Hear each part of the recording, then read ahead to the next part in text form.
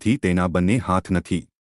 આમ છતાં તેની આવડતને સલામ કરવા સમાન છે। બોટાદની મોડેલ સ્કૂલમાં ધોરણ 12માં અભ્યાસ કરતી છાયા નાનપણથી હાથ ન હોવા છતાં પણ પગ વડે લખે છે અને પગ વડે જાતે જમે છે। જો કે છાયા સરસ ચિત્રકામ પણ કરે છે। રક્ષાબંધન જેવા પર્વની ઉજવણી પગથી રાખડી બાંધીને કરે છે અને પગથી તે મહેંદી પણ મૂકી શકે છે। આ સાથે તે ભજન, ધૂન, ગરબા અને લોકગીતો પણ સરસ રીતે પોતાના કંઠસ્થથી રજૂ કરે છે। છાયાની નિડરતા અને હિંમતને પગલે શાળાના શિક્ષકોને વિદ્યાર્થીઓ પણ તેને સહકારરૂપ બની રહ્યા છે।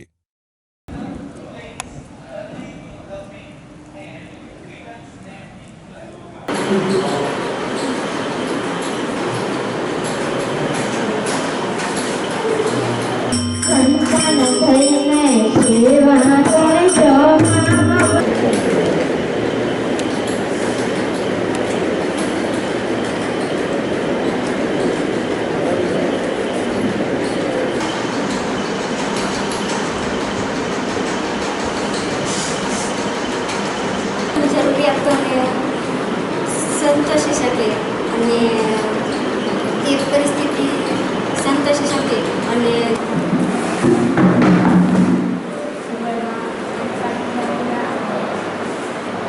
આપણે ન દેખાડે એમ નહીં કાંઈ વાંધો નહીં પ્રિન્સિપલ પેલો જે સીન હતો લઈ લો બાકી આ લઈ લો પેલા બે ટકા હતા ને લઈ લેવા લાઈનિંગ દોરી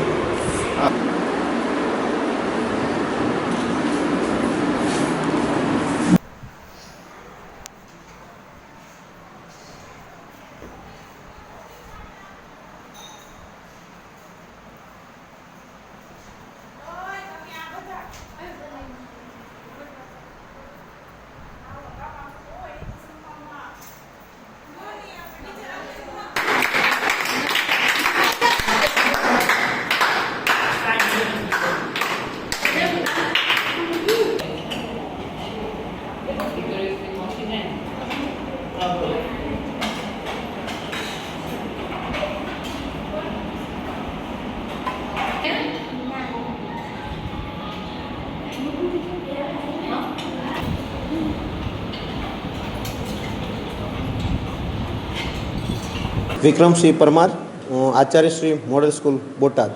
જેને જન્મથી બંને હાથ નથી છતાં તમામ પ્રકારની એક્ટિવિટી કરે છે। આ વિદ્યાર્થી મૂળ ક્યાંની છે, શું નામ છે અને હાલ કેવી પ્રવૃત્તિ? જે દીકરી છે એ દીકરીનું નામ ધોરિયા છાયા મુકેશભાઈ છે। એ નાના પાળિયાદની છે। એના ફાધર મુકેશભાઈ એ ખેતીના વ્યવસાય સાથે જોડાયેલા છે અને હાલ દીકરી 12મા ધોરણમાં અભ્યાસ કરે છે। શું નામ છે?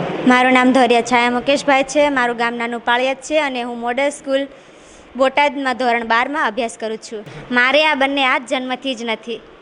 ત્યારે એવું લાગે છે કે મારા હાથ નથી? ના, મને એવું કોઈ દિવસ નથી લાગતું કે મારે આ હાથ છે જ નહીં। મેં આ 12મા સુધી પહોંચવા માટે ઘણો સંઘર્ષ કર્યો છે।